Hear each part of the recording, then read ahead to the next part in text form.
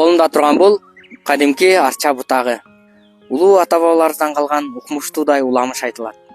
Ата көргөн ок жонот, эне көргөн том бучат дегендей кыргыздын жакшы бир кыраан жигити кокусунан эле атасы да апасы да тең бирдей төшөк тартып ооруп калат. Ошондо атасы менен апасынын дартына даба табуу максатында атайын мүрөк суусун алып келүүгө сапарга чыгат. Ашуулардан ашып, белдерди басып олтуруп, мүрөк суусун кыйынчылык менен алып кайтат. Күндөп, түндөп жол жүргөндүктөн катуу чарчап бир жерге жеткенде көзү илинип уктап кетет. Ойгонсо эле колундагы чөйчөктүн суусу агып барып бир дарактын астына куюлган экен. Обдула туруп караса, ошол дарак төгөрөктүн төрт бурчунда 4 мезгил тең бирдей жашыл бойдон турган кооз дарак айланган экен. Бул дарак мөрөк суусуна каныккан дарак. Мунун пайдасы башкаларга сөзсүз тиет деген жакшы аруу тилек менен баягы дарактын бутагын алып барып, атасы менен апасына түтүнүн жыттатканда жакшы болуп кетишкен экен.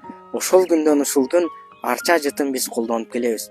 Төгүн жерден эмес, ата бабаларыбыз бөпөлөп, бапесте баккан балдарыбызга арчадан бешик жасаткандыгы, элебиз элечегинин алдында бешик өңөрүп бараткандыгы төгүн жерден эмес. Эми бул өзүнөн азыр эфир майын бөлүп чыгарып турат. Ушул эфир майы биздин ден соолугубузга абдан пайдалуу. Ошондуктан бөлмөңүздөрдү арча жыты менен желдетип, арча жытыны менен тутантып, тумоолобой дайыма ден соолукта болуңуздар.